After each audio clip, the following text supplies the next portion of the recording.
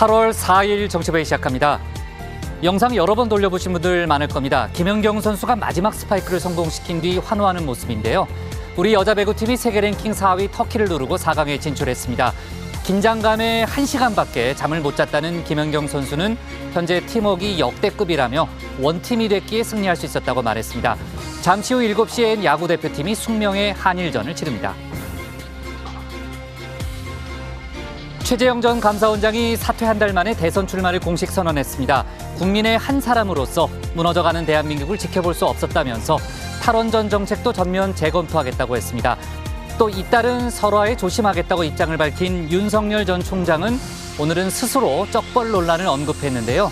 자신의 반려견은 180도 쩍벌이 가능하다며 이른바 셀프 디스에 나섰습니다. 이낙연 전 대표가 오늘 서울공항 부지에 스마트 신도시를 세우겠다는 부동산 공약을 내놨습니다. 어제 이재명 지사가 기본주택 공약을 발표한 데 대한 맞불 성격으로도 보이죠.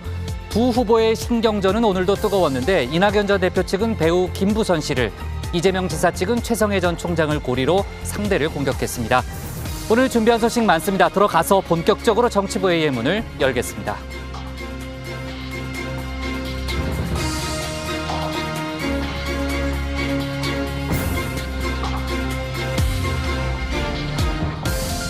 국가대표 정치뉴스쇼 정치부회 시작하겠습니다. 오늘도 신체커 박마커, 최 실장, 조멘토 백반장, 그리고 정치부회 예청자 정회원분들과 함께하겠습니다. 정회원분들과 소통하면서 또 중요한 속보는 바로 반영하면서 회의를 진행하겠고요. 물론 당연히 올림픽 속보도 전하고 있습니다. 신체커 나가서 이제 발제 준비하고요. 박마커, 민주당에서 윤석열 전 검찰총장의 방역수칙 위반 문제를 오늘 여러 번 제기하고 있던데요. 정확히 어떤 상황입니까? 네, 윤 전 총장은 지난 2일에 국회의원 회관을 찾아서 같은 당 의원 103명의 사무실을 찾았는데 그 과정에서 국회 방역수칙을 위반했다는 논란입니다. 의원회관은 외부인이 방문을 할 경우에 사전에 방문 신청을 해야 하고 허가받은 층 외에 다른 층으로 이동 불가능한 상태인데요. 김동완 의원 오늘 국회는 왕처럼 휘젓고 다니던 그 대검 청사가 아니라고 비판을 했습니다. 민주당과 정의당은 사과를 요구했습니다. 네. 자, 어제 이제 본인의 잇따른 설화 논란 관련해서는 이제 앞으로 조심하겠다는 입장도 내놨는데요. 그 얘기는 이따 다시 한번 해보도록 하겠습니다. 그럼 신혜원의 뉴스픽 5부터 오늘의 정치부회의 출발하겠습니다.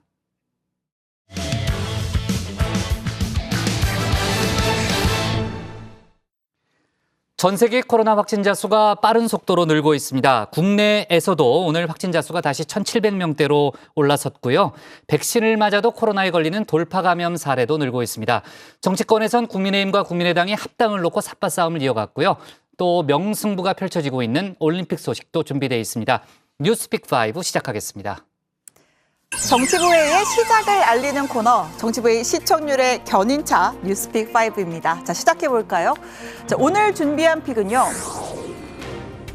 코로나 땡땡 돌파, 그리고 애송이가 있고 올림픽 3에 담긴 연경 언니 사랑해요 2연패 청신호 이 시각 올림픽에 있습니다. 자, 먼저 이 코로나 땡땡 돌파, 뭘 돌파했다는 걸까요? 코로나 발생이 처음 보고된 건 2019년 12월 31일 중국 우한에서입니다. 그때만 해도 코로나가 이처럼 전 세계를 지배할 줄은 그 누구도 상상하지 못했을 겁니다. 자, 저도 신반장이던 시절에 국제뉴스 아이템으로 짧게 소식을 전한 바 있었는데요. 두 번째 뉴스 하울템, 우한 폐렴입니다. 중국 우한을 진원지로 한 신종 전염병이죠. 우한 폐렴이 확산 조짐을 보이고 있습니다. 当时症状是头晕、头痛、不利，然后四肢酸痛。因为当时我也不知道有肺炎这个事情，肯定就是说当感冒去进行一个对待。 자, 그랬습니다. 처음에는 조금 독한 감기인 줄로만 알았습니다. 때문에 발원지인 우한을 따서 우한 폐렴이라고도 불렀었는데, 자, 지금은 WHO가 지정한 공식 명칭 코비드-19이 맞죠. 신종 코로나 바이러스가 정확한 표현입니다. 자, 이 바이러스는 아시아를 넘어서 태평양을 뚫었고요. WHO는 국제적 비상사태를 선포했습니다. 세상 거칠 것이 없던 트럼프 전 미국 대통령조차 국제적인 대재앙을 피해가지 못했습니다. I'll be back. I think I'll be back soon. And I look forward to finishing up the campaign the way it was started and the way we've been doing and the kind of numbers that we've been doing. 전 세계 누적 확진자 수는 첫 발생 13개월 만인 지난 1월 말 1억 명을 넘겼습니다. 자, 그리고 6개월이 흐른 오늘 바로 코로나 2억 명 돌파 이 기록을 세우게 되는데요. 2배 느는 데 걸린 시간이 2배 이상 빨라진 겁니다. 세계 인구 77억 명 가운데 약 2.5%가 코로나 확진자입니다. Almost 4 million cases were reported to WHO last week. And on current trends, we expect the total number of cases to pass 200 million within the next 2 weeks. And we know that is an underestimate. 대륙별 확진자는 아시아가 6,278만 명으로 가장 많고요. 다음이 유럽, 북미, 남미, 그리고 아프리카 순입니다. 사망자 순위는 조금 다릅니다. 전체 426만 가운데 미국이 63만 명으로 가장 많고 이어서 브라질과 인도, 멕시코 순입니다. 여기에 무시무시한 델타 변이까지 각국은 어떻게 대응하고 있을까요? I'd like to update you that the expert committee at the Ministry of Health of Israel officially approved the recommendation of giving a third booster dose of the COVID vaccine to Israeli citizens above the age of 60. 가장 빠른 속도로 백신을 맞은 이스라엘. 확진자 수가 한 자릿수까지 줄어든 지난 6월에 모든 방역 조치를 해제했습니다. 하지만 델타 변이로 상황이 급변했죠. 최근 확진자는 하루 4천 명에 육박합니다. 결국 실내, 실외할 것 없이 마스크 착용 의무화, 또 백신 미접종자의 공공장소 출입을 제한하기 위한 증명서, 그린 패스를 부활시켰습니다. 또 백신의 부스터샷 대상도 대폭 늘려서 현재까지 14만 2천 명이 3차까지 접종을 마쳤다고 합니다. 자, 이 대목에서 이 코로나 땡땡 돌파 두 번째 키워드가 등장합니다. 돌파, 돌파 감염. 자, 그렇습니다. 코로나가 백신을 돌파하고 있는 겁니다. 어제 현존하는 가장 강력한 변이종인 델타 플러스가 국내에서 확인됐습니다. 첫 번째는 해외 여행력이 없는 40대 남성, 두 번째는 해외 여행력이 있는 미국을 다녀온 50대 남성이었습니다. 이 두 사람의 공통점은 모두 아스트라제네카 백신을 2차까지 접종했다는 건데요. 전형적인 돌파 감염 사례에 해당합니다.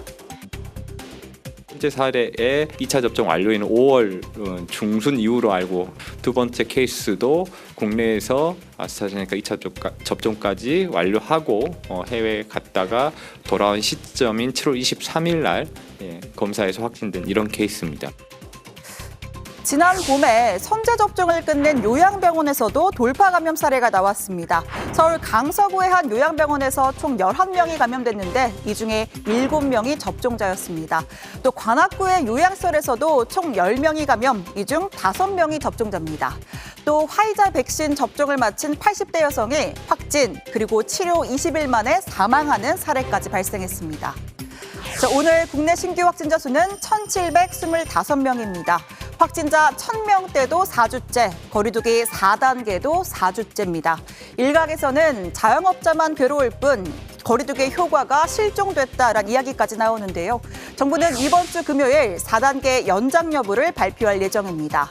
자, 그리고 이 돌파 감염이 나온다 해도요, 현 시점에선 백신이 최선의 해결책이라는 걸 부정할 수 없습니다. 빠른 접종이 중요하고요.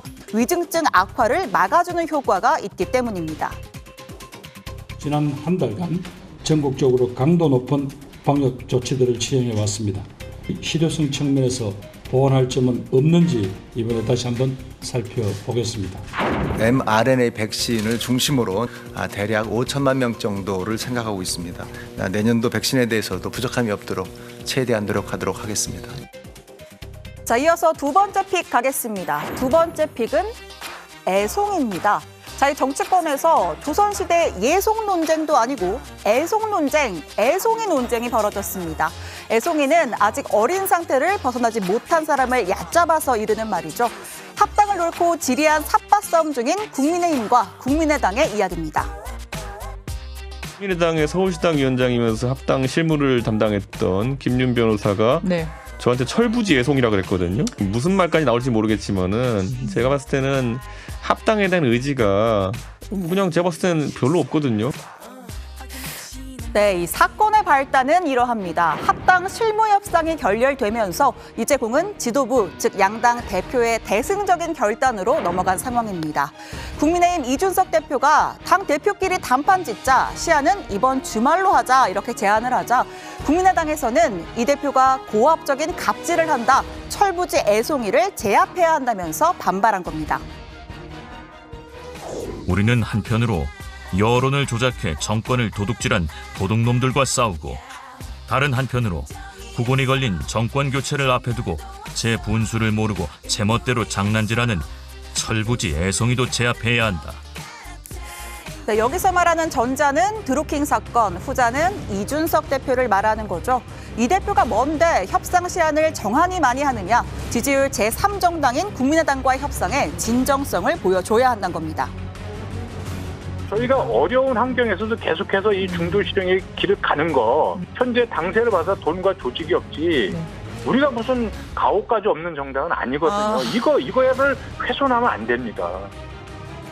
자, 그러자 이준석 대표 소셜미디어를 통해서 37살 당대표에게 철부지 애송이라니 2030이 어떻게 볼까? 이준석을 당대표가 아닌 철부지 애송이로 보니까 정상적인 답변이 안 나오는 것 아니겠냐, 이렇게 응수했습니다. 명작으로 꼽히는 미국 드라마죠. 밴드 오브 브라더스의 한 장면을 인용해서 We salute the rank, not the man. 그러니까 우리는 계급에 경례하지 사람에게 하는 것이 아니라고까지 했습니다. 합당이 예스냐 노냐 그것만 말하면 되는 것이다, 이렇게 받아쳤죠. 언제까지 이런 예스 노 답변을 회피하면서 갈 것인지, 그 와중에 또 상대당 대표에 대해서 철부지라 그러지 않나, 뭐 이런 비하적인 발언들 참 안타깝습니다. 안철수 대표의 독자 출마도 가능성이 있다고 보십니까? 그건 국민의당의 사정입니다. 전혀 협박으로 느껴지도 않고, 저는 뭐 본인들 하고 싶은 대로 하시고요. 계속 반복해 묻습니다. 예스입니까 노입니까? 예. 자, 이 대표의 카운터파트 안철수 대표는 어떤 생각일까요? 국민의당에서는 안 대표의 독자 출마 가능성을 제기하지만 이준석 대표는 전혀 협박이 안 된다. 국민의힘 경선 버스에 꼭 요란한 승객을 태울 필요가 없다, 이렇게 응수했습니다. 며칠 전엔 윤석열 전 총장의 입당을 기념하면서 이 회의실 백드롭에 걸린 배터리 그림 빈칸을 모두 메꾸기도 했었죠. 자, 그렇다고 지금 합당을 해봤자 윤석열과 최재형 두 신인이 스포트라이트를 차지하는 시점에 원오브 국민의힘의 대권주자로 전락할 가능성도 있습니다. 결국엔 당분간은 다시 정중동 독자 행보를 고수하지 않겠냐는 관측이 나오는데요. 추이를 지켜보면서 자신의 몸값을 극대화할 수 있는 시점을 노려서 단일화를 추진하는 방법입니다. 대선을 포기하고 서울시장 선거 출마 결심을 한 배경 이해해 주시기 바랍니다. 반드시 저는 선거에서 이기고 좋은 시정을 통해서 정권 교체의 교두보를 확보하겠습니다. 왜 일은 한꺼번에 밀려드는지, 오늘 국민의당 당직자가 코로나 확진 판정을 받으면서 안 대표도 일정을 잠정 취소하고 자가격리에 들어갔다고 합니다. 검사 결과를 기다리는 중인데요. 다시 국회에 오는 날 어떤 말을 꺼낼지 조금 더 지켜보겠습니다. 언제나 뉴스픽은 신체커, 올림픽은 신토토와 함께입니다. 네, 지금부터는 신토토의 올림픽 3 시간입니다. 자, 먼저 여자 배구 소식. 네, 제목은 연경 언니 사랑해요로 꼽았습니다. 사실 저와 김연경 선수는 동갑인데요. 오늘만큼은 진짜 딱 한 번만 언니 이렇게 크게 외쳐보고 싶습니다. 자, 지금 보시는 이 사진이 있는데, 네, 이 사진입니다. 이 저희 다정의 사무실인데요. 우리 연경 언니가 5세트 끝내기 스파이크를 꽂아 놓을 때 이 체면일랑 입고 만세를 외치는 복국장의 뒷모습입니다. 그 앞에 보이는 팔은 조멘토의 팔이고요. 이 뒤쪽에 서 있는 이 팔은 저희 뉴스픽 PD의 팔입니다. 자, 이렇게 모두에게 큰 기쁨을 선사해준 우리 가연경, 연경 언니. 강적 터키를 상대로 한 8강전에서 무려 28득점을 뽑아내면서 당당하게 준결승에 진출했습니다. 아따 죽었다. 향이가 피가 말린다. 와. 네, 이번이 김 선수의 마지막 올림픽이 될 수 있다고 하죠. 대표팀 동생들도 투혼을 불살랐습니다. 스파이크를 때리고 공을 건져내고 블로킹에 몸을 던지고 원팀 정신이 이뤄낸 값진 승리입니다. 다음 상대는 브라질, 모레 1시에 만나는데요. 연경 언니의 후회 없는 라스트 댄스를 기대해 보겠습니다. 자, 두 번째 올림픽 3, 2연패 청신호입니다. 대한민국 여자 골프 어벤져스 박인비, 김세영, 고진영, 김효주 선수가 오늘 1라운드를 시작으로 올림픽 2연패에 시동을 걸었습니다. 세계 랭킹 2위의 고진영은 버디 6개를 뽑아내면서 3언더파 공동 4위에 안착했고요. 디펜딩 챔피언인 박인비는 2언더파, 또 김효주, 김세영 선수도 10위권의 자리에 무난한 스타트입니다. 자, 들리는 바로는 폭염이 가장 큰 적이라고 하는데요. 앞으로 남은 3라운드 체력 관리 잘해서 2연패의 위협을 달성해주길 기원하겠습니다. 자, 마지막은 이 시각 올림픽입니다. 잠시 후 저녁 7시부터 대망의 한일 야구 한일전, 우리 대표팀이 결승으로 가는 길목에서 일본과의 진검승부를 벌입니다. 자, 우리 선발은 KT 위즈 소속의 잠수함 투수 고용표가 맡았고, 일본은 제2의 오타니로 각광받고 있는 야마모토 요시노부가 선발입니다. 자, 최근 들어 우리 타선이 상승세입니다. 끝내기 안타의 주인공 김현수와 이정후, 강백호의 타격감이 아주 좋고요. 베이징 올림픽 때 원팀 정신도 솔솔 무르익고 있습니다. 꼭 선취점을 내서 경기 흐름 초반부터 가져왔으면 하고요. 저는 오늘 스코어 대신에 강백호 선수의 활약을 한번 예측해 보겠습니다. 자, 여러분은 어떤 뉴스를 오늘의 원픽으로 꼽으셨나요? 언제나 뉴스픽은 신체커, 올림픽은 신토토와 함께입니다. 뉴스픽 5였습니다. 네. 아까 또 어떻게 찍었어요? 저한테 얘기도 안 하고. 근데 어차피 제 모습 그대로였으니까요. 배구 얘기를 안 할 수가 없죠. 모든 선수가 다 잘했지만 정말 김연경 선수의 활약 좀 눈부셨고요. 본인이 이제 원팀 정신의 승리다 이렇게 얘기를 했는데, 우리 4강 상대는 아직 안 정해진 거 아니에요? 브라질하고 러시아 올림픽 위원회하고 승자하고 우리아가 붙는 거예요. 네, 제가 잠시 신토토에 빙의해서 러시아, 브라질이 경기를 아직 안 끝냈는데, 그렇죠. 브라질이 이길 브라질이 물론 줄 세계 알고. 랭킹에서 그렇습니다. 높죠. 네, 안 끝났잖아요. 너무 앞서갔네요, 제가. 그렇죠. 제가 깜짝 놀랐어요. 네. 알겠습니다. 오늘 밤에, 우리 시간으로 오늘 밤에 열리는 거죠? 네. 좋습니다. 조멘터 할 얘기가 자꾸 있는 것 같은데. 아니, 아까 저희 조용히 기사를 쓰고 있는데 뒤에 자꾸 소리 없는 아우성이라고 해야 되나? 국장이 막 이러고 계셔가지고. 이거 안 볼 수가 없잖아요. 오늘 같은 경기를요. 명승부였잖아요. 덕분에 저도 경기를 봤는데 특히 그 5세트가 정말 치열했습니다. 마지막 14대 13 상황에서 작전 타임 한번 불고 우리 선수들 해보자 원팀 의지를 다진 다음에 김연경 선수의 마지막 스파이크 꽂아 넣기로 극적인 승리를 거뒀습니다. 세트 스코어 3대2, 2012년 런던올림픽 이후에 9년 만에 준결승에 진출한 건데요. 1976년 몬트리올 대회에서 동메달을 딴 이후에 45년 만에 메달 획득 도전을 이어가게 됐습니다. 예, 김연경 선수는 최다 득점이죠. 무려 28득점을 뽑아냈습니다. 스파이크를 받아내는 디그도 수비 전문 리베로보다 더 많은 16개입니다. 김 선수가 아무래도 터키 리그에서 뛰었던 경험이 있어서 터키 선수들도 김 선수를 잘 알고 있었겠죠. 서브를 주지 않고 앞에는 높은 블로킹 벽도 세웠는데 소용이 없었습니다. 또 상대 목적타 서브에 고전하는 박정아를 향해서는 괜찮다, 원래만 놓으면 해결하겠다고 다독이기도 했고, 경기 상황에 대해서도 계속 선수들에게 알려주며 코트 위의 감독 역할까지 수행했습니다. 네, 이런 얘기할 땐 좀 밝은 표정으로 얘기해도 좋아요. 네, 너무 이제 엄숙한 표정으로 얘기하니까 깜짝 놀랐어요. 네, 자, 아까 뉴스픽 5 마지막에 본 영상이 박마커 배구협회 SNS에 올라온 영상이죠? 네, 인스타그램.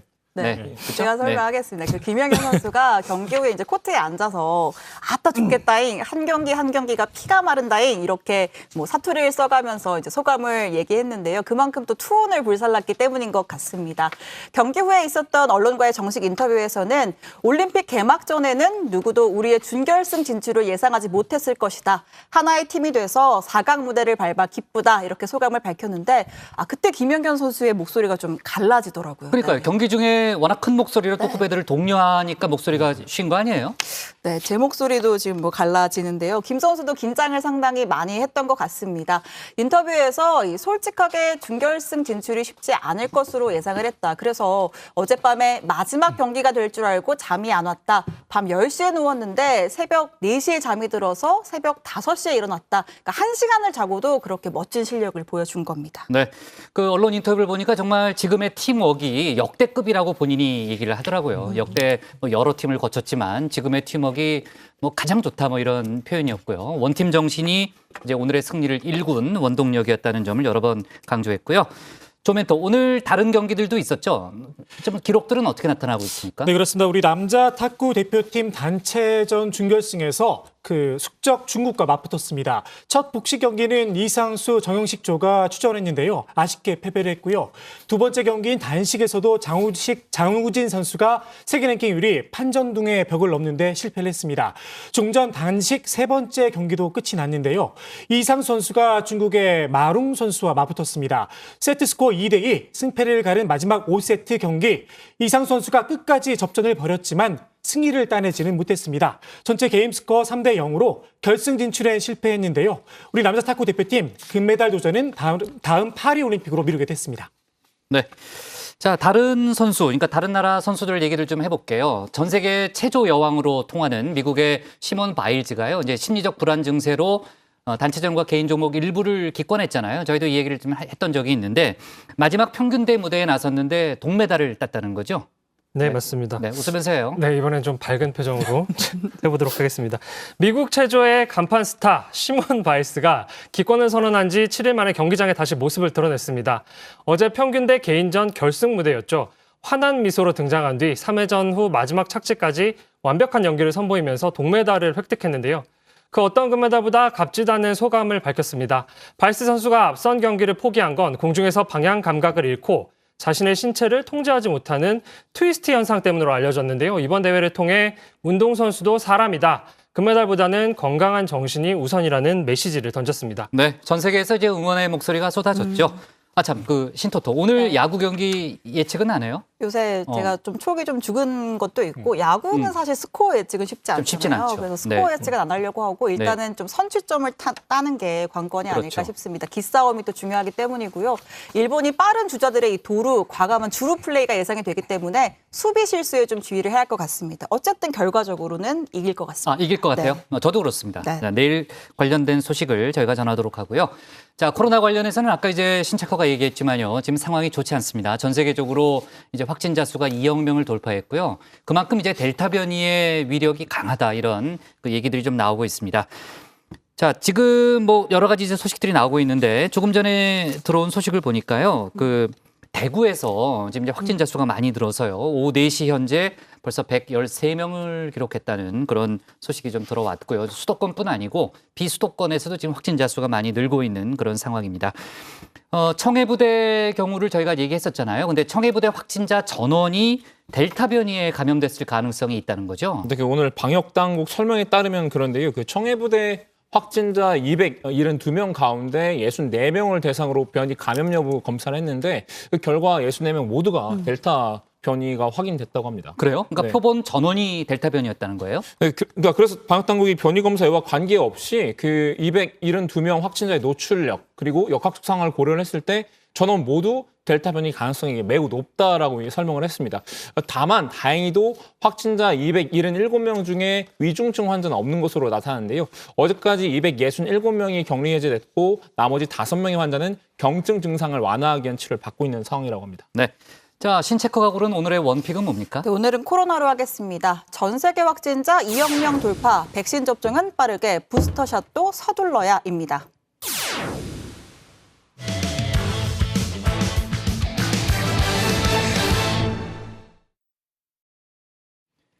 최재형 전 감사원장이 사퇴 한 달 만에 조금 전 대선 출마를 공식 선언했습니다. 무너져가는 나라를 지켜보고만 있을 수 없었다고 했는데요.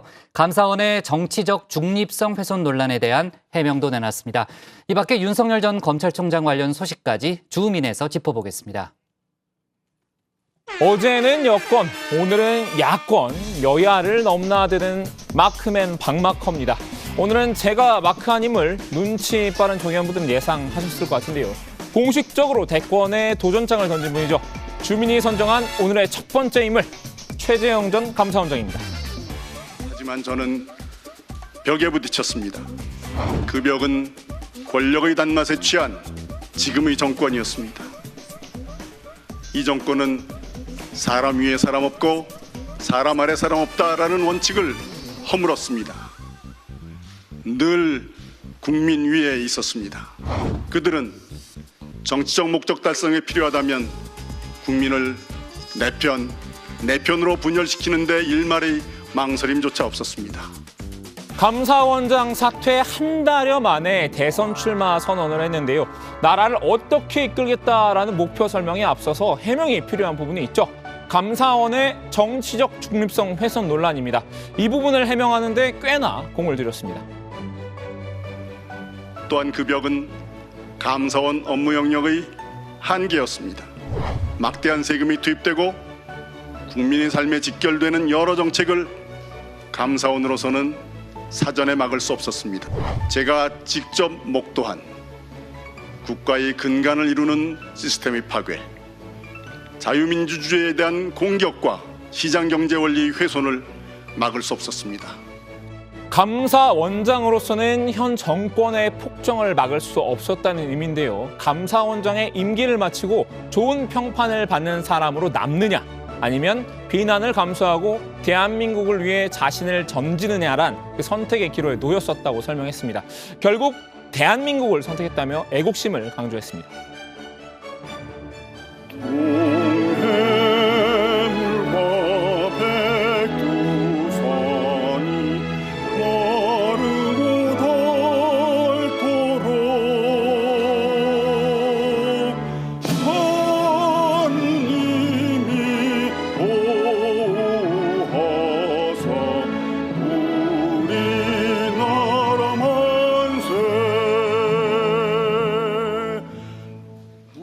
애국가를 직접 부르는 모습이죠. 실제로 가족 모임 때는 국민 의례를 하고 애국가를 4절까지 완창하는 게 최 전 원장 가족의 전통이라고 합니다.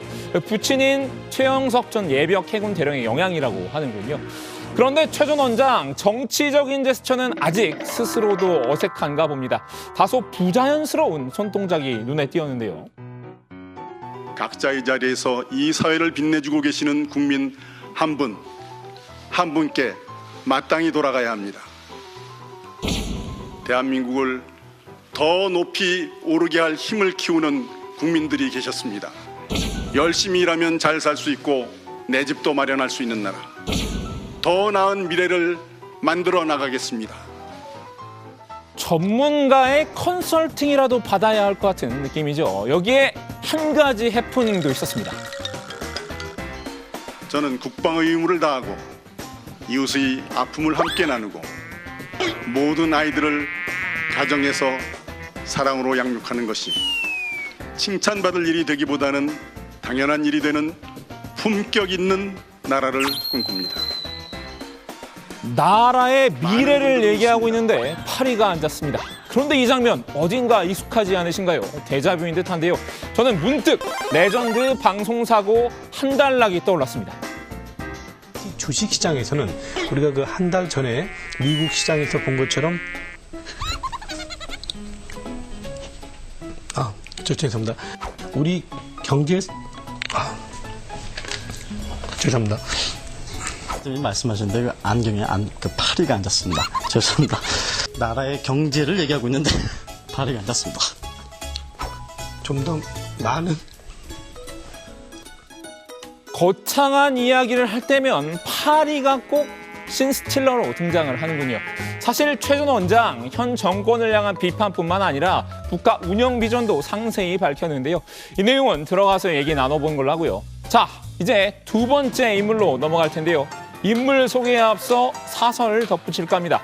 3년 일원, 제가 옛날에 살던 아파트 경비실에 붙어있던 문구입니다. 3번을 생각하고 한 번 말하라는 뜻인데요. 당시 경비원분께 왜 붙여두셨냐고 한번 물어봤습니다. 평소 가족들이나 지인들 앞에서 말씀이 많은 편인데 주민들 앞에서는 입조심을 해야겠다는 생각으로 붙여뒀다. 이렇게 말씀하시더라고요. 꽤나 인상이 깊어서 저도 그 이후로는 마음에 새기고 있는 문구인데요.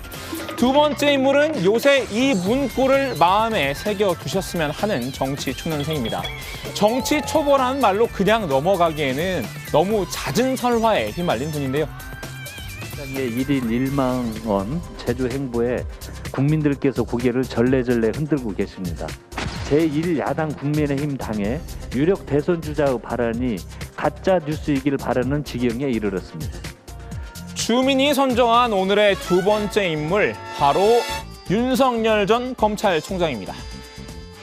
설명을 좀 자세하게 하다 보니까 예시를 들어가면서 뭐 그런 일들이 좀 오해를 불러일으킨 그런 부분도 있었던 것 같은데 제가 앞으로 그런 점들은 좀 많이 유의를 할 생각입니다. 윤 전 총장 120시간 부정식품 그리고 건강한 페미니즘까지 3연속 자책골로 코너에 몰린 상황인데요. 여기에 해명을 내놨죠. 모두 어디서 읽거나 들은 이야기를 예시로 들다가 나온 발언이라는 건데요. 하지만 전언이 됐든 본인의 직접적인 생각이 됐든 자신의 입에서 나온 말이니 주워 담을 수도 없는 노릇입니다.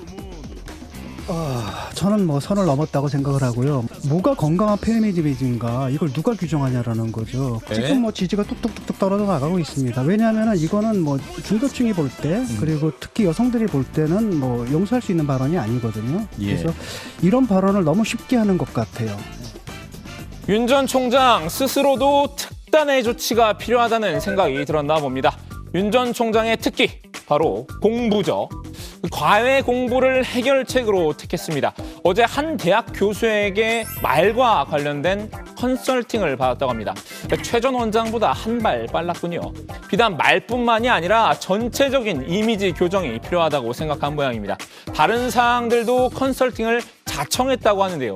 먼저 말할 때 습관입니다. 두리두리 감자두리 빨간 망토 작은 눈에 감자두리 고구마가 되고 싶어 꿈을 꾼다 모험을 떠난다 두리두리 윤돌이라는 별명이 붙었죠. 말할 때마다 이렇게 고개를 좌우로 두리번거리는 습관 때문인데요. 여기에 최근 별명이 하나 더 붙었습니다. 컨설팅이 필요한 또 다른 사항, 앉을 때 자세입니다. 내가 내 꼴 벌린다는데 무슨 잔소리들이 그렇게 많아. 난 전하 무적적 볼람 있는 힘껏 쩍쩍 더 벌려. 야 모르면 너도 벌려봐. 난 전하 무적적 볼람 쭉쭉 벌리고. 윤 전 총장에게 추가된 별명 바로 윤쩍벌입니다. 앉아있을 때 자리를 쫙 벌리는 자세가 구설에 올랐죠. 오죽하면 국민의힘 재선 의원들과의 오찬에서도 살 빼고 다리를 좀 오므리라 이런 조언을 들었다라고 하는군요. 컨설팅에 이은 윤 전 총장의 두 번째 해결책은 셀프 디스인 듯한데요. 자신의 반려견 인스타그램 계정인 토리스타그램에 사진을 한 장 올렸습니다. 그 반려견 이름이 마리인데 마리가 이렇게 양 뒷다리를 쫙 벌린 채 배를 깔고 들어 누운 엎드린 모습인데요. 이를 두고 쩍벌 마리라면서 마리는 180도까지 가능해요 라고 적었군요. 아빠랑 마리랑 같이 매일 나아지는 모습 기대해 주세요. 매일 0.1cm씩 줄여 나가기라고 덧붙였네요. 보기 좋지 않은 버릇은 고쳐 나가겠다 이런 의지를 표현한 것 같습니다. 지난달에는 그 반려견 토리와 저녁 산책을 하는 사진을 올리기도 했었죠. 이 사진의 제목이 바로 토리와 도리였습니다. 자기 희화화로 비난보다는 웃음을 자아내겠다는 전략인 셈입니다.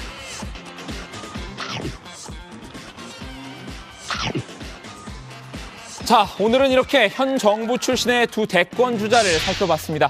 앞으로도 줌 인에 자주 등장할 것 같은 분들이니 지속적으로 마크하겠습니다. 오늘 주민 한마디 정리합니다. 대권 공식 도전장 던진 최재형, 도리도리 쩍벌 컨설팅 받은 윤석열. 자, 윤석열 전 검찰총장이 조금 전 이제 박마커도 지적했듯이 유머로 이제 승화시키려는 그런 전략을 활용하는 것 같고요. 그 얘기는 뒤에 좀 다시 한번 해보고요. 최재형 전 감사원장 출마 선언 소식부터 좀 더 살펴보겠습니다. 오늘 오후에 이제 공식적인 출마 선언을 했는데요.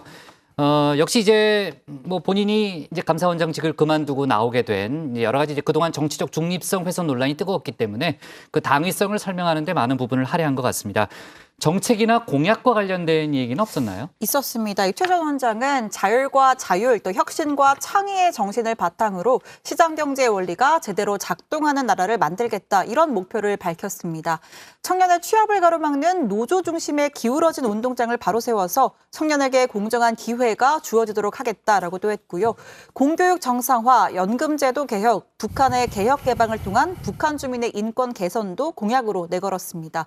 특히 국가 에너지 정책을 전면 재구축하겠다고 했는데요. 직접 들어보시죠.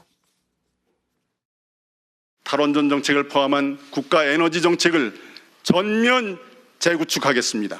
잘못된 이념과 지식으로 절차를 무시하고 추진해온 탈원전 정책을 포함한 에너지 정책을 전면 재검토하고 탄소 중립을 위한 에너지 정책의 합리적 추진을 제도화하겠습니다.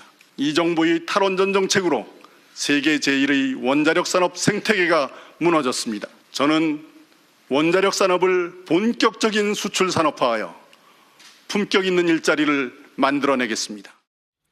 사회 갈등을 봉합하겠다는 의지도 다졌는데요. 과거의 업무에서는 우리의 힘을 하나로 모으지 않고는 앞으로 나아갈 수 없다면서 우리와 우리 다음 세대의 더 나은 미래를 위해서 대한민국 이제는 지긋지긋한 정치적 내전을 끝내야 한다, 이렇게 강조를 했습니다.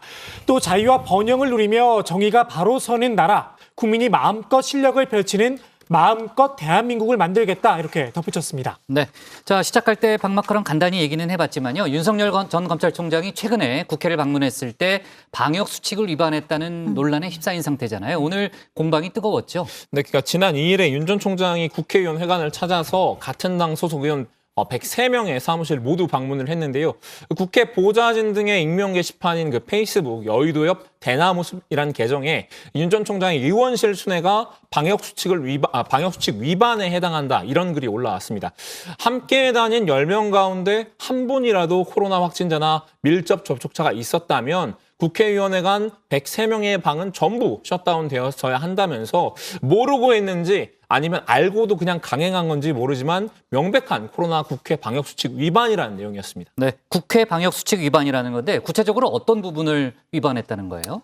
예, 국회는 현재 자체적인 4단계 방역수칙을 적용하고 있는데요. 4단계에서는 국회의원과 보좌진, 국회 공무원 등을 제외한 외부인은 청사 출입이 전면 제한됩니다. 다만 공무를 목적으로 할 경우 1회 방문당 최대 2명까지만 만날 수 있는 예외 규정이 있습니다. 외부인인 윤 전 총장의 경우도 공무상 목적에 한해 최대 2명까지만 만날 수 있던 건데요. 윤 전 총장 측은 국회 사무처의 만류에도 불구하고 일정을 강행한 것으로 전해졌습니다. 최 실장, 윤 전 총장 측에서 입장을 밝힌 게 있어요? 없어요? 예, 윤 전 총장 측은 국회 방역수칙을 지키지 못했다는 점을 인정을 했는데요. 윤석열 캠프 관계자의 얘기 한번 직접 들어보시죠. 일반적인 방역수칙, 예를 들어 체온을 잰다거나 또 마스크를 쓰고 비말 확산 방지하는 거에 대해서는 철저히 했고요. 어쨌든 국회 안에서 저희가 상황이 여러 전 소속 의원들 의원실을 방문하다 보니 국회 회관 자체가 갖고 있는 층별 제한, 출입 제한에 어느 정도는 다 맞추지 못한 부분이 있었다는 걸 인정합니다. 그런데 어쨌든 국회에서 벌어진 일이고 그쪽에서 요구하는 걸 어느 정도는 저희가 다 맞췄다고 보기 때문에 만약에 국회 자체 방역 수칙에 대해서 지키지 못한 부분에 대해서 저희가 해명을 해야 한다면 저희가 그 부분은 다 지키지 못한, 여의치 못한 사정이 있었다고 저희가 인정을 하고요. 대신 일반적인 그 바이러스가 퍼지는 일반적인 상황을 막을 수 있는 조치들은 다 했다, 이 말씀을 드리겠습니다. 네, 일반적인 방역수칙은 지켰지만 국회 방역수칙을 위반한 부분에 대해서는 나름대로 인정을 하는 그런 발언이었고요. 오늘 들어온 소식을 보니까 그 윤석열 캠프가요, 새로운 인사들을 추가 영입했던데요. 그러니까 본격적으로 그 새 분리기에 나선 모양새죠? 네, 연일 중량감 있는 전현직 의원들 영입하고 있습니다. 자유한국당 시절 정책위의장을 지낸 정용기 전 의원이 이제 상임 정무특보로 합류했는데 정무 보좌와 함께 대선 공약과 관련된 정책 생산에 주력하고 또 당직자 출신인 만큼 당과의 소통 강화에도 역할을 할 것으로 보입니다. 법조인 출신 전략통 주광덕 전 의원도 상임 전략특보로 캠프에 합류했고요. 큰 틀에서의 캠프 전략 방향성을 설정하고 또 후보에게 조언하는 역할을 한다고 합니다.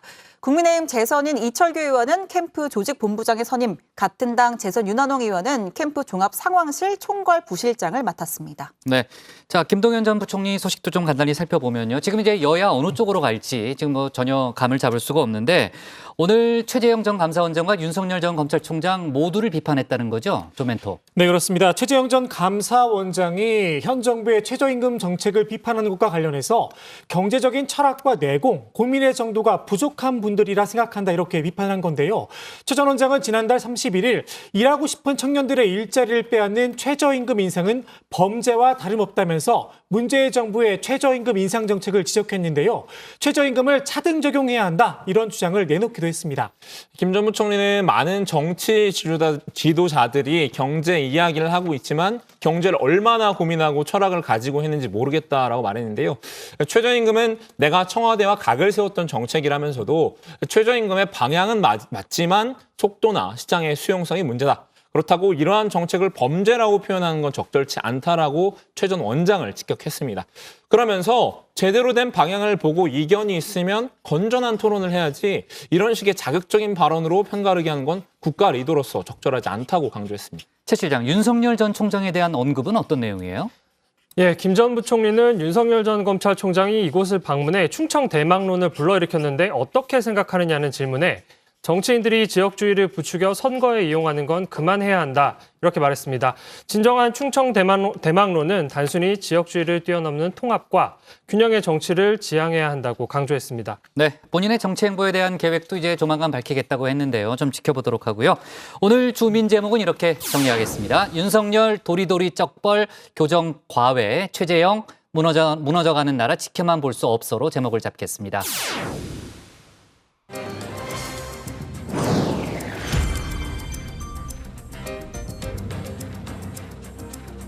놓쳐선 안 될 뉴스들을 쉽고 빠르게 전해드리는 백다혜의 이 시각 다정회입니다. 지금 시각 5시 16분인데요. 이 시각 다정회 소식들 먼저 키워드로 살펴보겠습니다. 오늘은 신혜원 뉴스체커에게 물어보겠습니다. 어떤 키워드가 눈에 띄나요? 제가 눈에 띄는 키워드는 사실 있는데 이번 주에는 이 최 실장과의 어사를 완벽하게 없애주기 위해서 최 실장에게 기회를 한 번 더 넘기겠습니다. 최 실장. 네, 좋아요. 네. 네. 제가 신토토보다 더 잘 맞출 것 같아요. 이틀 연속 좀 맞추겠는데요. 오늘은 진중권 고소로 하겠습니다. 맞추셨으니까 어사는 아닌 걸로 그럼 하겠습니다. 네, 제가 준비한 첫 번째 소식의 키워드 진중권 고소입니다. 고 박원순 전 서울시장 유족 측에서 진중권 전 동양대 교수를 사자 명예훼손 혐의로 고소하겠다고 밝혔습니다. 진 전 교수가 페이스북에서 박 전 시장을 겨냥해 대부분의 남성은 감수성이 있든 없든 성추행은 안 한다고 적은 것을 문제 삼은 겁니다. 유족 측 법률 대리인인 정철승 변호사는 박 전 시장이 성추행을 했다는 취지의 페이스북 포스팅을 했다며 허위 사실을 적시해 사자의 명예를 훼손한 범죄 행위라고 주장했습니다. 이에 진 전 교수는 SNS를 통해 개그를 하라며 그럴수록 돌아가신 분의 명예만 더럽혀진다는 반응을 보였습니다. 박 전 시장 유족 측과 정철승 변호사는 앞서 일간지 기자에 대해 사자 명예훼손 소송을 추진하고 성희롱을 했다고 판단한 인권위를 상대로 취소 행정소송을 제기한 바 있습니다. 다음 소식의 키워드는 날짜 조작입니다. 서울의 한 맥도날드 점포에서 유효기간이 지난 식자재를 계속해서 사용한 사실이 드러났습니다. 식자재에 붙이는 날짜 스티커를 조작한 건데요. 날짜가 지난 빵들을 버리지 않고 계속 쓰기 위해 유효기간 스티커만 새로 출력해서 위에 덧붙인 겁니다. 논란이 확산되자 한국 맥도날드는 내부 조사 결과 사실로 파악됐다며 사과했습니다. 입장문을 통해 내부 규정에 따라 엄격한 조처를 했다며 해당 직원의 잘못된 판단으로 빚어진 일로 본사 지시는 없었다고 설명했습니다. 또 앞으로는 식품 안전에 만전을 기하겠다고 덧붙였습니다. 하지만 일각에서는 점장이나 책임자에 대한 처벌은 없이 아르바이트생만 징계하는 게 맞냐는 비판의 목소리가 이어지고 있습니다. 마지막 소식의 키워드 보겠습니다. 네, 교사가 쓴 글인데요. 올림픽 3관왕 양궁 국가대표 안산 선수가 어제 모교인 문산초등학교를 방문했죠. 그런데 자신을 학교 관계자라고 칭한 한 누리꾼이 안산 선수를 향해 패미 대장부 온다라는 글과 욕설을 온라인에 올려 논란이 되고 있습니다. 패미 대장부는 안산 선수를 둘러싸고 일각에서 불거졌던 논란을 언급한 걸로 보이는데요. 이 글에 또 다른 누리꾼이 댓글로 학교 공무원이냐고 묻자 교사라고 답했습니다. 이에 누리꾼들은 이런 게 교사인가, 징계가 필요하다며 비판을 쏟아냈습니다. 다만 실제로 교사인지 아직 단정 지을 수 없는 만큼 문산초는 교직원 동선 파악 등 자체 조사를 진행 중이라고 밝혔습니다. 또 경찰 수사 의뢰도 검토할 생각이라고 했는데요. 문산초 관계자는 문산초 교사들을 모독하는 발언이라며 글쓴이를 찾아내 엄벌에 처할 것이라고 강조했습니다. 지금까지 이 시각 다정회 백다희였습니다. 네, 백반장 수고 많았고요. 다음은 조익신 멘토의 톡 쏘는 정치로 가겠습니다.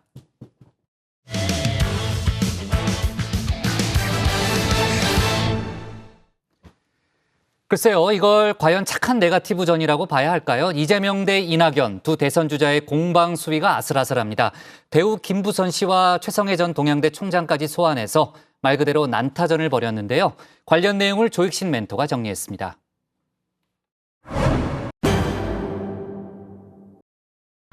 네거티브 중에서도 아주 착한 또 이로운 네거티브가 있고 이거는 후보자끼리 상호 검증을 통해서 치열하게 드러나도록 하는 것은 필요하다고 봅니다. 착한 네거티브도 있다. 당에서 일종의 장려를 했었죠. 말이 씨가 된 걸까요? 착한지는 모르겠지만 이른바 검증 공방 더 거세졌습니다. 급기야 이재명 캠프에서 이낙연 캠프 오영훈 수석 대변인을 당 윤리감찰단에 신고하는 일까지 벌어졌는데요. 허위 사실을 유포했다는 겁니다. 바로 이 발언이 문제가 됐습니다. 경기도민 혈세가 이 지사의 선거 운동을 위한 주유비, 차량 유지비 등으로 흘러가고 있습니다. 도정과 도민은 뒷전인 혈세 낭비입니다. 선거운동에 혈세를 썼다면 엄연한 범법행위죠. 이 지사 측 선을 넘었다고 생각한 걸까요? 강력한 카드를 꺼내든 겁니다. 경기지사가 이 경기도의 세비로 선거운동을 한다. 이거는 정말 떨어뜨릴 목적으로 선거법에 규정된 것처럼 허위 사실을 유포한 거나 다름없어서 실은 별도의 자금으로 좀 후원을 받았지 않습니까? 그래서 확인해 보지도 않고 혹시나 알면서도 그런 논평을 냈다는 것 자체가 좀 굉장히 악의적인 것이라고 본 것 같습니다. 이낙연 캠프는 유감스럽다는 입장입니다. 우리도 허위 주장이 있었지만 꾹 참았다는 겁니다. 전두환을 찬양했다. 아니면은 우리 진효희 씨 같은 경우에는 유관단체 이 고위 임원인데도 불구하고 이낙연 후보에 대해서 총공격을 하자 이런 마타도어를 공식적으로 유포하도록 하는 행위 등이 있었단 말입니다. 이런 행위들이 있었음에도 불구하고 저희들은 거기에 대해서 사실은 신고라든지 고발이라든지 이런 걸 하지 않았거든요. 이번 기회에 경기도가 이재명 지사의 선거에 관여하고 있는지 당에서 철저하게 검증해야 한다. 역공도 펼쳤는데요. 경기도의 홍보비 문제까지 전선을 확대했습니다. 전체 홍보비도 총 2년 반 동안 438억 원으로서 연평균 175억, 전임 지사인 남경필 지사에 비해서 약 45%나 폭증했거든요. 1인당 홍보비가 서울에 비해서 한 41% 수준밖에 안 돼요. 이제 작년부터 수요가 폭증하면서 소폭 증가해서 사용하고 있는 정도의 수준이다. 올해 있을 대권을 의식해서 많이 늘렸다 하는 거로 이해할 수 있고요. 언론의 광고비가 많이 지출되기 때문에 묘하게 언론을 의도적으로 자기에게 유리하게 하려는 그런 또 이 홍보비를 통해서 언론을 통제한다고 하는 얘기는 실질적인 어떤 증거나 이런 게 있어서 얘기한 게 아닌데 이런 식으로까지 같은 당 후보를 공격하는 건 좀 바람직하지 않다고 생각하고요. 방금 이제 유리하게 하려 한다 표현했지 통제라는 표현은 전혀 쓰지 않았습니다. 정말 선을 아슬아슬하게 넘나드는 공방을 주고받았습니다. 논란의 근원, 대선 주자이자 경기지사인 이 지사의 신분 때문인데요. 지사직 유지 문제를 놓고도 신경전을 벌였습니다. 경기도지사로서 기초단체장이나 시도의원들에 대한 어쨌든 지배력이 있는 것이죠. 그런 부분들이 현재의 경선 구도를 흐릴 수 있는 불공정 경선이 될 수 있는 여지가 충분히 있다. 저는 그렇게 봅니다. 지자체장으로서의 책임감이 무겁기 때문에 선거법에서도 선거일 90일 전까지 사퇴로 이렇게 시한을 정한 거라고 저는 생각하고요. 법적으로도 무거운 직이기 때문에 신중하게 결정해야 된다 생각합니다. 사실 지사직 문제, 이재명 지사가 긁어 부스럼을 만든 측면도 있습니다. 지사직을 유지하면서 대선 후보 경선에 임하는 건 납득할 수 없는 행태다. 원희룡 전 제주지사의 발언에 조금 과민한 반응을 보인 겁니다. 지사 찬스를 선거운동에 쓰지 않겠다. 이게 저희 양심이고요. 제가 그렇게 얘기를 했을 뿐인데 이재명 지사가 갑자기 세금만 축내는 도지사는 하루라도 그만둬야 되고 빨리 그만둬야 되고 자기같이 유능한 사람은 끝까지 해야 된다. 이렇게 경멸적인 글을 올리셨더라고요. 애둘러 이야기를 했다가 직격을 당한 원 전 지사, 가만히 있을 순 없겠죠. 나는 누구와 달리 선거운동에 지사 찬스를 쓸 마음이 없다. 반격에 나섰는데요. 도지사의 한 시간이 경기도민의 1380만 시간이라면서요. 도지사의 시간, 도지사가 갖고 있는 거대한 그 홍보 조직, 거대한 자문과 그 인적 네트워크, 그리고 도지사가 움직일 때 거기서 오는 사회의 관심과 주목도라는 기회, 이 모든 것들이 그게 지사 찬스가 아니면 뭐가 지사 찬스죠? 논쟁이 자연스레 민주당으로 번진 겁니다. 이 지사의 음주운전 전과도 국민의힘을 공격했다가 무지개 반사를 당했죠. 이재명 캠프 윤석열 전 검찰총장을 술꾼으로 몰다 이준석 대표에게 음주운전이라도 했느냐 되치기를 당한 겁니다. 제가 그 캡틴 아메리카 방패 이런 걸 언급한 적이 있는데 저는 그냥 방패만 들었을 뿐인데 상대가 유탄에 맞았습니다. 그래서 민주당의 거의 뭐 장난 아닌 것 같은데 그 음주운전 파동 좀 잘 정리됐으면 좋겠고 하다 보니까 음주운전 150만 원이면 진짜 그거는 한 번 걸린 게 아니다 뭐 이런 주장까지 나와가지고 음주운전 파동 파장이 거셉니다. 김두관 의원이 벌금 100만 원 이하의 전과도 모두 공개를 하자 제안을 하고 나섰죠. 이번 기회에 깔끔하게 좀 이렇게 좀 들고 정책과 비전 대결로 갔으면 좋겠다 그런 차원에서 말씀드렸고요. 정세균 후보, 이낙연 후보, 또 박영준 후보께서 포옹을 해주셔서 아마 우리 당 선관위에서 받아들이게 되면 아마 좀 100만 원 이하의 그런 전과 기록도 공개하지 않을까 싶습니다. 여기에 배우 김부선 씨가 음주운전 경력이 더 있다. 18조 원을 내걸어 논란을 키웠습니다. 이 첫 번째 음주운전 치고는 상당히 센 징계를 받으신 거거든요. 150만 원 벌금을 받으셨단 말이에요.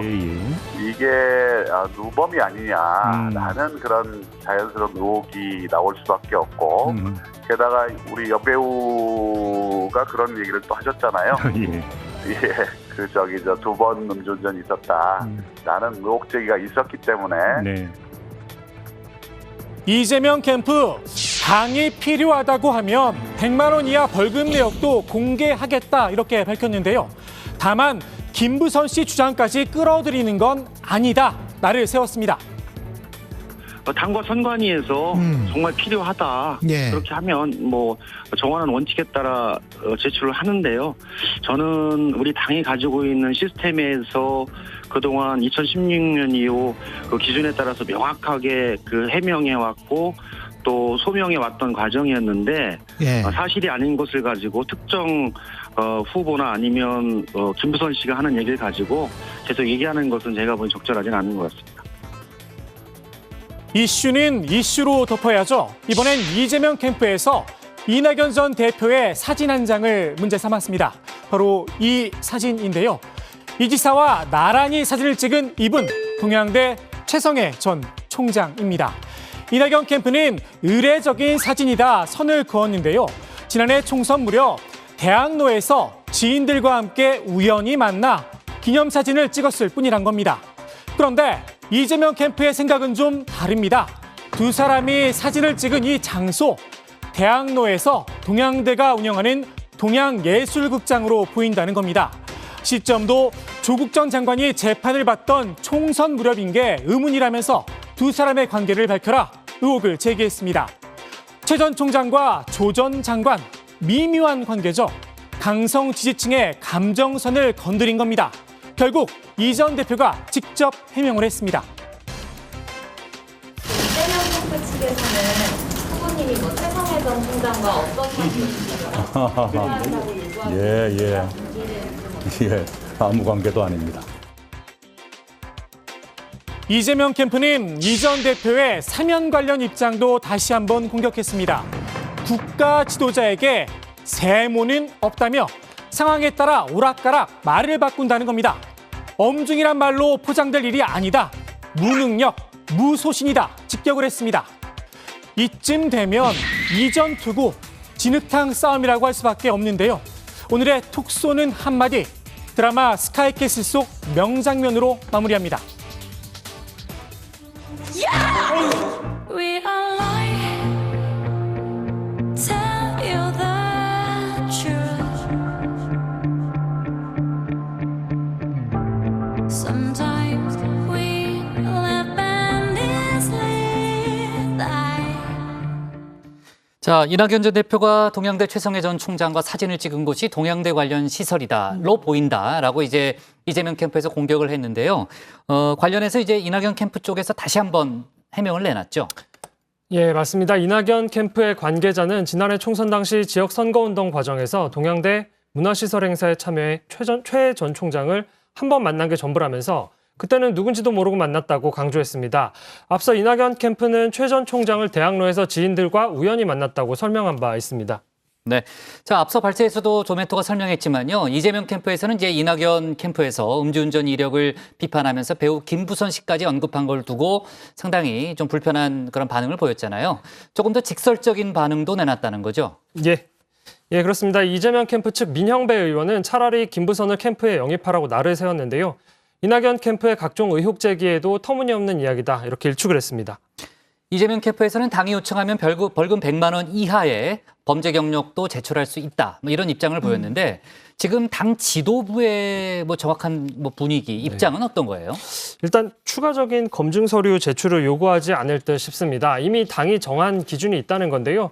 고용진 수석 대변인의 말 직접 한번 들어보시죠. 그러니까 지금 우리가 후보자의 자격 검증은 철저한 그 서류를 통해서 특히 뭐 범죄 경력 조회서라든지 이런 걸 통해서 했고요.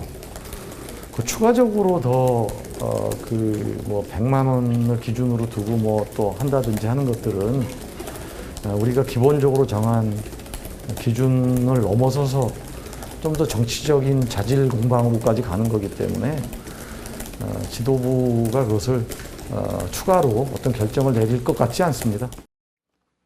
신채거 당의 검증단을 꾸리는 문제도 지금 주요한 이슈가 된 거죠. 네, 앞서 정세균 전 총리가 여러 번 이제 당내 후보 검증단 꾸리자 제안을 했었는데 이재명 지사의 음주운전 논란 파장을 계기로 또 급물살을 타고 있습니다. 현재 정세균 캠프에서 이 정식 공문을 당 선관위에 접수한 상태고요. 정 전 총리 외에 이낙연 전 대표, 또 박용진, 김두관 의원 등 4명이 이 검증단에 동의를 했습니다. 추미애 전 법무부 장관은 검증 자체는 반대하지 않지만 갈등의 소지가 될 수 있다. 부정적인 입장을 밝혔고요. 정 전 총리는 전직 대통령 이명박 박근혜 씨를 예로 들면서 검증단이 꼭 필요하다는 입장을 재차 밝혔습니다. 들어보시죠. 기초의원이나 광역의원 단체장 모두 검증을 하는데 당에서 아니 가장 중요한 대통령에 대해서는 검증이 없어요. 그거 좀 이상하지 않습니까? 네. 그래서 제가 그런 제안을 했더니 당에서는 아직 말이 없고 그 오히려 야당에서 검증단을 구성을 했어요. 아마 저는 그 구성이 필연적이고 필수적이라고 저는 봅니다. 당에서는 아직 말이 없다. 정세균 전 총리의 얘기를 들어봤는데요. 당 지도부의 입장은 뭐예요? 네, 당 지도부는 부정적인 입장을 표시했습니다. 이미 경선이 진행 중이기 때문에 검증단 설치가 각 후보에 미치는 영향이 굉장히 커서 논의하기가 쉽지 않다는 겁니다. 고용진 수석 대변인의 말 들어보시죠. 경선 관련해가지고 뭐 검증단 만들어야 된다 뭐 이런 얘기 있었잖아요. 이런 거는 그래서 어떻게 보시는 거예요? 네, 그런 요구가 일부 후보로부터 있는 것으로 보도됐고 지도부도 알고는 있습니다만 그 부분은 오늘 별도로 논의를 안 했습니다. 왜냐하면 지금 이미 이제 우리는 레이스가 시작돼서 가는 중이기 때문에 이런 부분들이 각 후보에 미치는 영향이 굉장히 크다고 보고 이것을 주제로 삼아서 논의하기에도 굉장히 쉽지 않은 그런 내용입니다. 그래서 별도의 검증단 논의는 없었다 이렇게 정리해 주시면 좋을 것 같아요.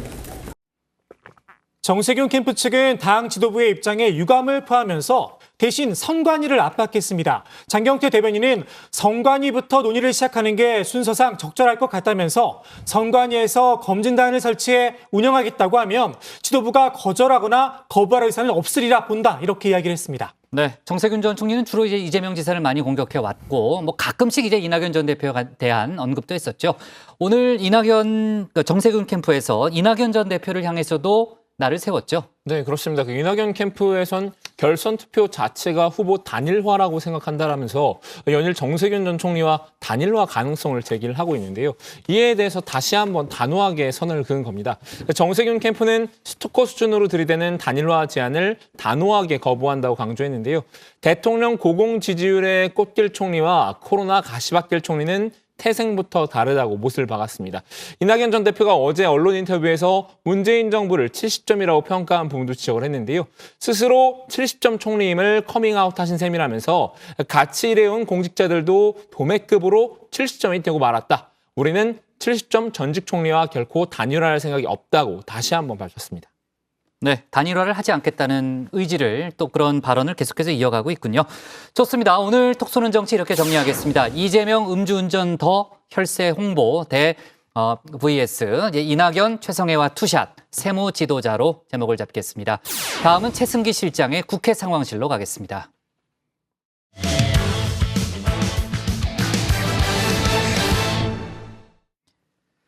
국민의힘 대선 주자들이 오늘 서울 동자동 쪽방촌을 찾았습니다. 어려운 여름을 나고 있는 취약계층 주민들에게 삼계탕과 얼음물 그리고 마스크를 전달했다고 하는데요. 그런데 윤석열 전 검찰총장이나 최재형 전 감사원장 등 지지율 상위권을 달리는 유력 주자들이 모두 불참했습니다. 어떤 배경인지 국회 상황실에서 짚어봅니다. 국민의힘 대선 경선 주자들이 봉사활동에 참석하기 위해 한자리에 모였습니다.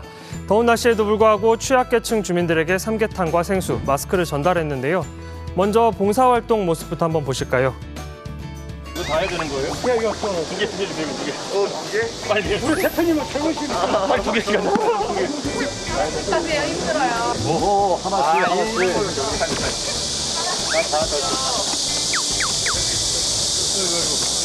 경쟁할 생각이에요? 야, 장승민 전 의원님 힘 좋은데. 장승민 전 의원님 힘 좋은데. 벌써부터 대선 경선 시작한 것 같습니다. 주자들 간 삼계탕 나르기 경쟁도 보통이 아닙니다. 젊은 국민의힘 이준석 대표는 힘을 과시하고요. 하태경 의원은 약간 힘들어 보입니다. 황교안 전 대표는 아예 한 박스만 들고 갔습니다. 그리고 바로 뒤에 최재형 전 감사원장의 부인 이소연 씨가 묵묵히 박스를 나르고 있습니다. 그런데 오늘 봉사활동에는 지지율 선두권인 유력 주자들이 모두 불참했습니다. 10여 명의 대선 후보들 가운데 오늘 봉사활동에 참석한 후보는 8명에 불과합니다. 먼저 유력 주자인 윤석열 전 총장은 개인 일정이 있다고 했고요. 최재형 전 원장은 대선 출마 선언을 이유로 참석하지 않았습니다. 대신 부인 이소연 씨가 봉사활동에 참석해 눈길을 끌었습니다. 유승민 전 의원은 일정 때문에 홍준표 의원은 휴가여서 불참했습니다. 또 박진 의원은 코로나19 확진자를 접촉했다는 이유로 불가피하게 참석하지 못했습니다. 이렇게 당내 지지율 1위에서 4위를 차지하는 주자들이 모두 불참하자 하태경 의원이 발끈했습니다. 모처럼 당에서 준비한 행사를 이런 식으로 보이콧하면 과연 원팀 경선이 될까 의문입니다. 사정이야 있으시겠지만 오늘 참석하신 다른 주자들도 모두 바쁜 개인 일정을 쪼개서 시간을 내 참석했습니다. 어렵게 행사를 준비한 당은 또 뭐가 됩니까? 국민의힘 이준석 대표와 대선 경선 주자들이 벌써부터 미묘한 신경전을 벌이는 것 아니냐 이런 분석도 나오는데요. 그래도 국민의힘 이준석 대표는 좋게 봐달라면서 경선 버스 출발 시작을 알렸습니다. 예, 오늘 저희 당의 이 경선 일정이라는 것을 사실상 봉사활동으로서 이렇게 시작하게 되었습니다. 경선준비위원회에서 아주 좋은 이런 자리를 마련해 주셨고요. 무엇보다도 우리의 경선이라고 하는 것은 민주당에서 이전 투구 양상으로 벌어진 것과 다르게 오늘 이 같이 땀을 흘린 후보자들이 서로 시너지를 낼 수 있는 방향으로 결론이 났으면 좋겠다, 이런 말씀을 드리겠습니다. 무엇보다도 오늘 우리 경선 버스의 출발을 이렇게 국민들 위해 봉사하는 자세로 시작하게 된 것을 저는 국민들께서 좋게 봐주셨으면 좋겠습니다. 사실 폭염에도 불구하고 대선 주자들이 봉사활동에 나선 건 다 경선을 앞두고 존재감을 드러내기 위해서겠죠. 그런데 존재감을 드러내기 위해 바쁜 사람들은 또 있습니다. 전현직 의원들입니다. 각 후보들의 대선 캠프가 본격화하면서 이들도 어디에 줄을 서야 할지 결정하느라 분주합니다. 가장 의원들의 눈과 귀가 집중되는 곳은 역시 윤석열 전 검찰총장 캠프입니다. 윤석열 전 총장의 캠프는 오늘 추가 인선을 발표했는데요. 조직본부장에는 국민의힘 이철규 의원을, 종합상황실 총괄부실장에는 같은 당의 윤한홍 의원을 영입했습니다. 그런데 1호 영입 의원은 따로 있습니다. 바로 종합상황실 총괄실장을 맡고 있는 장제원 의원입니다. 오늘 술은 안 되는데 제가 꼭 권하고 싶은 게 하나 있습니다. 대선 하나 하고 소 잘 내겠는데 이 술 의미가 좀 있습니다. 제가 이 술을 권하는 이유가 있습니다. 대선입니다. 대선 앞두고 대선 승리하시라고. 뭐 건배만 하는 거죠. 예. 건배만 하는 이거만 되면 돼요. 오늘 우리 김의곤 의원님께서 대선이라는 큰 의미를 우리 총장님이 화이팅 하시라고 우리 지역구 선배님이 선배님이 한번 건강하시고 대선 꼭 좋은 결과 고맙습니다. 자, 야야. 장제원 의원, 보시다시피 지난달 27일 윤석열 전 총장이 부산 민심 행보에 나섰을 때 함께했습니다. 지역구 의원이란 이유에서죠. 이때는 윤 전 총장이 입당을 하기도 전인데요. 윤 전 총장 행보마다 장 의원의 모습 함께 보실 수 있습니다. 사실 장 의원은 윤 전 총장 저격수였습니다. 윤 전 총장이 서울중앙지검장이던 2018년 법사위 국정감사 때 윤 전 총장의 장모 사건 의혹을 집중적으로 공격한 바 있죠. 윤석열 지검장님 무척 뵙고 싶었습니다. 직접 뵈니까 후덕한 느낌이 나시고 아까 그 티타임 할 때 보니까 좀 부드러우시기도 하더라고요. 제가 대변인 할 때 우리 윤석열 지검장이 하도 욕을 해가지고요. 욕하다가 정든다고 제가 혼자 정리 들었나 봐요. 그래서 무척 뵙고 싶었습니다. 장모 최모 씨 사건, 300억 장고증명 위조, 30억 당자수표 부도 사건, 이거 아십니까? 굉장히 지금 이 검찰 주변이나 언론에서 화제가 상당히 된 사건입니다. 3년 전부터 무척 뵙고 싶었다. 정이 들었다고 하더니 정말 그랬나 봅니다. 실제로 장제원 의원이 윤 전 총장 돕기로 결정한 건 이 법사위 인연도 한몫한 것으로 전해집니다. 장제원 의원은 국민의힘 대선 주자들 중에는 홍준표 의원과 가까운 편입니다. 2017년 자유한국당 수석 대변인을 맡아 홍준표 체제의 핵심 당직자로 활동하기도 했었죠. 지난해 4월 총선 과정에서 탈당한 홍 의원의 복당을 공개적으로 촉구했던 극소수의 이른바 친홍 의원으로 분류되기도 했습니다. 직전 당 대통령 후보이자 자기 대선 후보 지지율 7%대를 기록하고 있는 홍 의원의 복당을 가로막는 것은 자신들의 개혁 이미지를 부각하기 위해 홍 의원을 제물 삼아 조롱하고 돌을 던지며 이짐해하는 몰인간적 선동 정치입니다.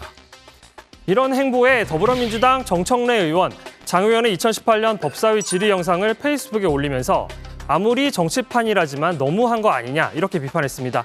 윤 전 총장과 대립각을 세우다가 한 배에 탄 상황을 비꼬은 거죠. 이런 논란에 친윤이냐 친최냐 개파 논란까지 불거지자 장제원 의원도 해명에 나섰습니다. 당 지도부의 방침이 현역 의원 및 당협위원장의 캠프 참여를 허용한 상황입니다. 그렇기 때문에 저희들 캠프에서 윤석열 후보가 차기 대통령 후보로 적임자라고 생각하시는 현직 의원님이나 당협위원장 또 많은 분들이 함께하는 것을 개파로 보는 시각은 적절하지 않다고 봅니다. 그러면 현역 의원이나 당협위원장들이 캠프에 참여한다고 해서 개파로 몰아간다면 당 지침이 잘못된 거 아닐까요? 윤석열 전 총장이 차기 대통령 후보로 적임자라고 생각하기 때문에 가까운 홍준표 의원보단 윤 전 총장을 선택했다. 다만 개파 논란으로 몰아가진 말아달라 이렇게 정리할 수 있겠죠. 최재형 전 감사원장의 캠프도 상황은 비슷합니다. 최 전 원장 캠프에는 국민의힘 조혜진 의원이 합류했습니다. 직접 대화, 그러니까 공식 대화는 있었던 게 작년에 예결위 회의 때 제가 현안 질의를 이제 정책 질의죠. 한 2번 드려본 적이 있고 그때 답변을 들었고 그때 질문 드렸던 것 중에 하나가 이제 김호수 감사위원 임명권이 그때 좀 논란이 됐지 않습니까? 예, 그거하고 이제 다른 질문을 드리고 답변도 들었고 이제 다른 분들 동료 의원들 이제 질문에 대해서 답변하시는 것도 들으면서 좋은 인상을 받았죠. 조 의원은 2017년 새누리당 탈당파들이 만든 바른정당에서 유승민 전 의원과 정치 행보를 같이 했습니다. 친분만 따진다면 최재형 전 원장보다는 유승민 전 의원이 훨씬 가깝다는 얘기입니다. 이렇게 의원들의 캠프 선택 기준은 친분이나 의리보단 실리와 당선 가능성인데요. 자연스레 친윤계와 친최계 이런 개파 논란 나올 수밖에 없습니다. 우선 친윤계는 앞서 말씀드린 국민의힘 장재현 의원 외에도 초선인 이용 의원이 수행실장을 활동하고 있습니다. 대표적인 친윤파로 알려져 있죠. 정진석, 권성동 의원은 캠프에 공식 합류는 하지 않은 채 윤 전 총장에 대한 현역 의원의 지지를 모으고 있습니다. 이 밖에 윤 전 총장이 입당을 촉구하는 성명서에 이름을 올렸던 국민의힘 현역 의원 40여 명 중 다수가 조만간 공개 지원에 나설 것으로 보입니다. 친최계를 보면 조혜진 의원 외에도 국민의힘 김용판, 김미애 의원이 공개 지지를 선언했습니다. 박대출, 조태용 의원들도 적극적으로 캠프를 돕고 있네요. 평생 약자와 동행해온 분이 대통령이 되기를 바랍니다. 그래서 나는 진심으로 즐겁게 최재형을 응원합니다.